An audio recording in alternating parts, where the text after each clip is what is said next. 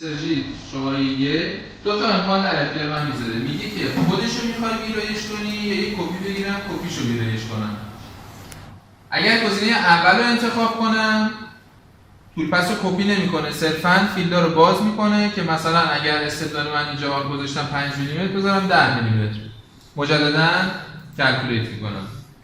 گفتیم که تو استراتژی قشنگکاری نرم افزار به صورت اتوماتیک فضای بین ماده خام و سطح مدل رو تبدیل میکنه به مسیر ماشین کاری. مجددا چیکار میکنه؟ کلکولیت میکنه. خب حالا من اگر بخوام کپی بگیرم و کپی رو ویرایش کنم میتونم این کناریش رو انتخاب کنم. ببینید یه دونه آندرلاین 1 میندازه و من میتونم کپی رو تغییر بدم. مثلا همون استدلال 5 میلیمتر رو میذارم، میخوام زمان ماشین کاری این دو تا رو با هم دیگه مقایسه کنم، کلکولیت میکنم.